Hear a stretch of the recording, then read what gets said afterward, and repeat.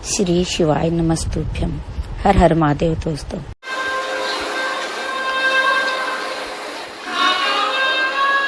देवाधिदेव महादेव ने ये विचार करा, जैसे कोई कैलाश पर बैठकर तप करता है, कैलाश की ठंडक, कैलाश का बर्फीला क्षेत्र उसके शरीर से लगता है, ऐसी ही आपकी शिव भक्ति कोहरे में, ठंड में, और ठंड भी भयंकर ठंड में आप इतने प्रेम से रात भर भगवान की कथा का इंतजार कर रहे हो, यह आपका खंड तप है, आपका खंड है।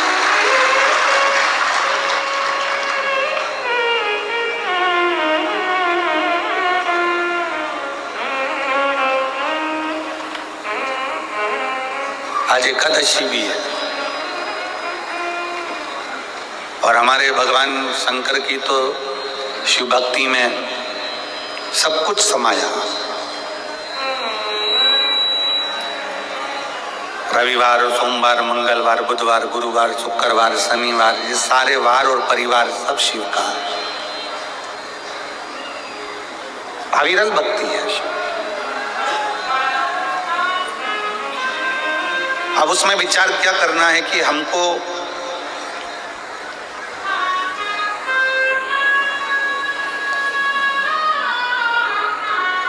हमारे जजमान लोग पूछते हैं, गुरुजी हम 5 दिन 7 दिन कथा सुनेंगे तो हम उपवास रखें? हम उनसे कह देते हैं कि उपवास रखो, मना नहीं है, ना रखो वो भी ठीक है, पर इतना याद रखो कि उपवास एक और होता है।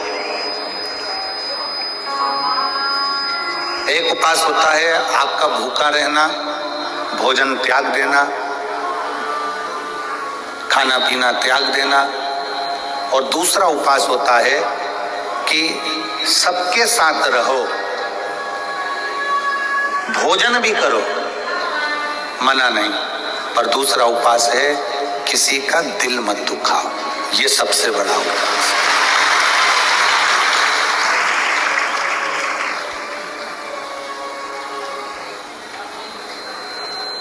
आप किसी का हृदय ना दुखाएं, आप किसी का दिल ना दुखाएं। भगवान की विरल भक्ति को धारण करना, भगवान के भरोसे रहना, भगवान की भक्ति में डूबना, अपने चित्त वृत्ति में अपने अंदर परमात्मा को बिठाना।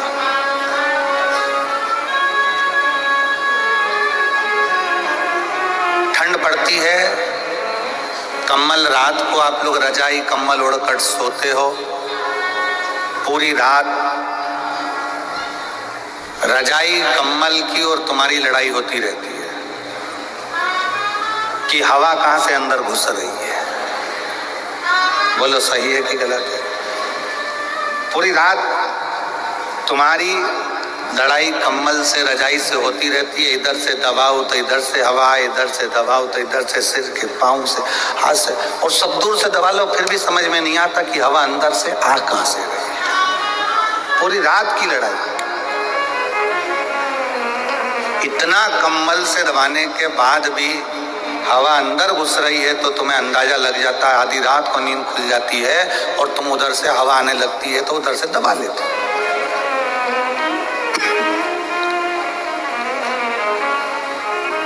बस जैसे ठंड से अपने शरीर को कम्बल से बचाते हो, उसी तरह घमंड से, भगवान शंकर की भक्ति से आप अपने जीवन को बचाते। ठंडी हवा कहीं से भी प्रवेश कर जाती है, उसी तरह घमंड भी व्यक्ति के जीवन में कहीं से भी प्रवेश कर जाता है। धन का घमंड हो, सत्ता का घमंड हो, प्रॉपर्टी का घमंड हो, व्यापार का घमंड हो, अपनी सुंदरता का घमंड हो, अपनी जायदाद का घमंड हो, ये घमंड व्यक्ति को बर्बाद कर देता। ठंड रात को नहीं सोने देती और घमंड जिंदगी भर सोने नहीं देता, जीवन भर नहीं देता। एक रत्ती मात्र का भी घमंड अपनी जिंदगी में मत आने दो कि तुम कथा सुनते हो, तुम कथा करते हो, तुम कथा सुनाते हो, तुम कथा करवाते हो तुम, कथा सुनते हो या अन्य चीज का कोई घमंड अपनी जिंदगी में मत आना।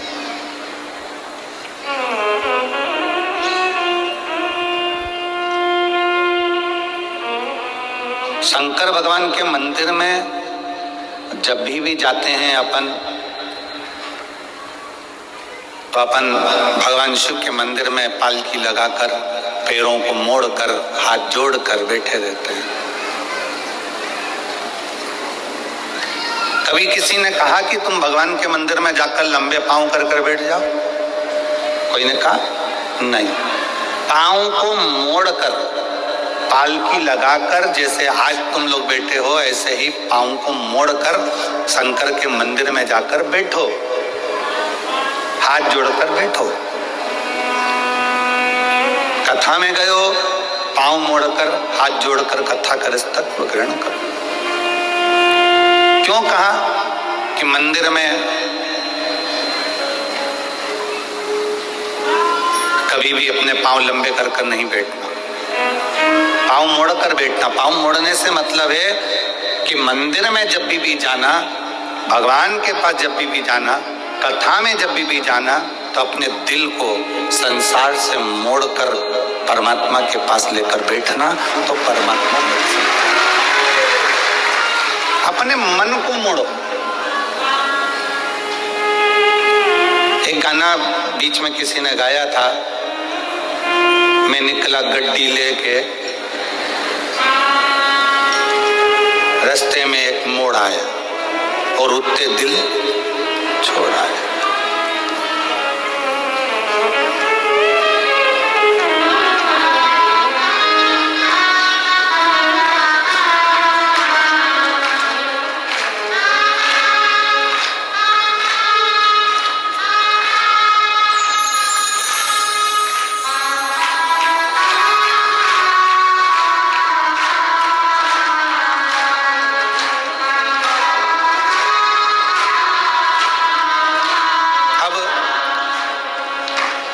कहा उस गाने में कि मैं निकला गड्डी लेके, रास्ते में एक मोड़ आया और उत्ते दिल छोड़ आया। बस भगवान के पास पहुंचने में, परमात्मा के चरणों में पहुंचने में, कथा में पहुंचने पर जब पांव को मोड़ कर बैठो, तो वहां पर भगवान के सामने संसार को थोड़ा सा मोड़कर, संसार से मुख मोड़कर परमात्मा की ओर जब मुख मोड़ोगे, परमात्मा की ओर मुख करोगे, तो उत्थे दिल अपने आप छूट ही जाता है। परमात्मा की भक्ति में दिल छूटे।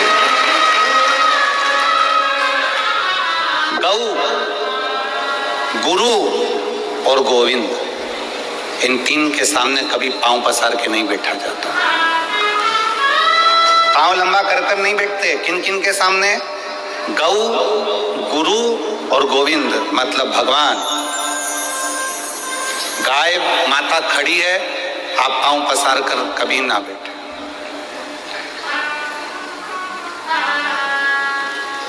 आप सबको मालूम होगा कि कृष्ण अवतार में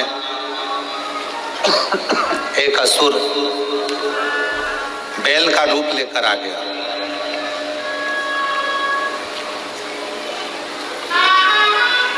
क्यों आया?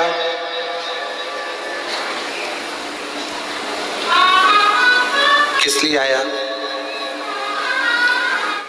कामधेनु खड़ी थी, अरिष्टा ने अपना पांव लंबा करा और लेट गया। गाय के सामने पांव करा तो ब्रह्मा जी ने उसको श्राप दे दिया कि तू पृथ्वी पर जाएगा, असुर बनेगा। उसने क्षमा मांगी, मेरे को क्षमा कर दो। तो कहा द्वापर में भगवान कृष्ण आएंगे और तेरा संहार करेंगे, तुझे इससे मुक्त कर देंगे। तू बैल का रूप रख लेगा। और भगवान कृष्ण के सामने बैल का रूप रखकर गया। भगवान कृष्ण ने उसको पछाड़कर उसको मुक्त करा। गौ, गोविंद और गुरु, इनके सामने कभी पांव पसार कर मत बैठना, कभी पांव लंबा कर मत बैठना। हम कई लोगों से कहते हैं आप कथा सुनने के लिए जाओ, शिव महापुराण की कथा श्रवण करने के लिए जाओ। अगर शंकर की कथा में जा रहे हो तो तुमको जगह मिले ठीक है, परंतु अगर ज्यादा जगह मिल जाए तो अपने पांव लंबे कर कभी मत बैठो। पांव पसार कर नहीं बैठना। पांव समेट कर बैठो। भगवान शंकर के मंदिर में अपन पांव को मोड़ के बैठते हैं, हाथ जोड़ कर बैठते हैं, क्योंकि अपने दिल को मोड़ना है परमात्मा की ओर, भगवान की। गौ गुरु के सामने भी अगर आप पांव पसार कर बैठे हो, पांव लंबा कर कर बैठे हो, गुरु कुछ नहीं बोलेगा, कुछ भी नहीं बोलेगा। गाय भी कुछ नहीं बोलती अगर पांव लंबा कर कर बैठे हो तो, और गोविंद भी कुछ नहीं कहते पांव लंबा कर कर बैठे हो। पर याद रखो, गौ भी नहीं बोलेगी, गुरु भी नहीं बोलेगा, गोविंद भी नहीं बोलेगा।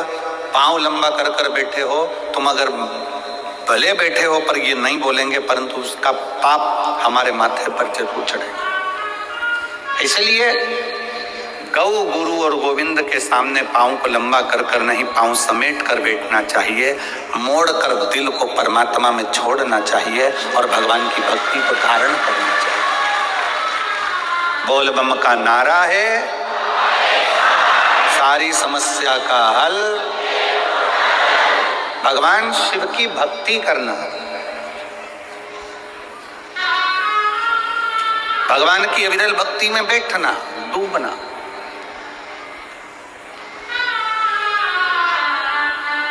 कभी कभी शंकर के मंदिर में अगर आप जाते हैं, भगवान को जल चढ़ाने के लिए जाते हैं, शिव महापुराण की कथा में जाते हैं, तो भगवान को दिल से प्रार्थना कर निवेदन भी करना चाहिए कि आप सपरिवार, शंकर जी से ये नहीं कहना कि अकेले, शिव जी से कहना सपरिवार आप हमारे घर पधारो। प्रतिदिन, हफ्ते में एक बार, 15 दिन में एक बार भगवान से प्रार्थना करो कि हमारे यहाँ तुम्हें आना है।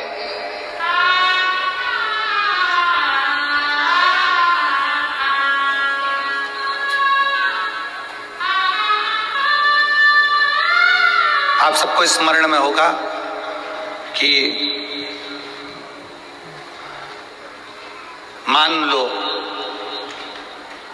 आप 12 महीने की शिवरात्रि करते हैं, सोमवार का व्रत करते हैं, या प्रदोष का व्रत करते हैं, या प्रदोष करते हैं, या सोमवार की अष्टमी करते हैं, या शिवरात्रि का व्रत करते हैं।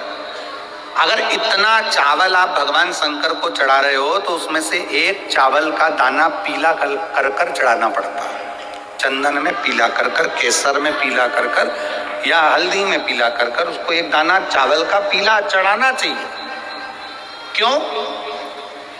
हम भगवान शंकर को पीले चावल के माध्यम से निमंत्रण दें कि आज सोमवार की अष्टमी है, या पशुपति व्रत है, या हमारा ये व्रत है, या सोमवार है, या प्रदोष है, या अन्य, बाबा आप हमारे यहाँ पधारो।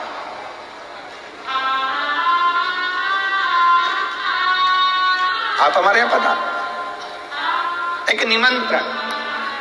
अब हम इधर छत्तीसगढ़ में होता है कि नहीं होता हमको नहीं मालूम, पर हमारे यहाँ पहले के समय में ऐसा होता था, ये पत्रिका नहीं छपती थी शादी की, केवल एक छपती थी लगन पत्रिका।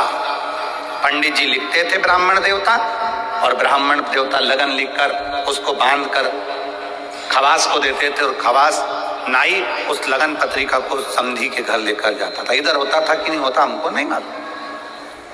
पहले एक पत्रिका छपती थी, लगन पत्रिका। ये शादी की जो पत्रिकाएं छपती है ये पहले नहीं छपती थी, पहले जाते थे दर दरवाजे प्रत्येक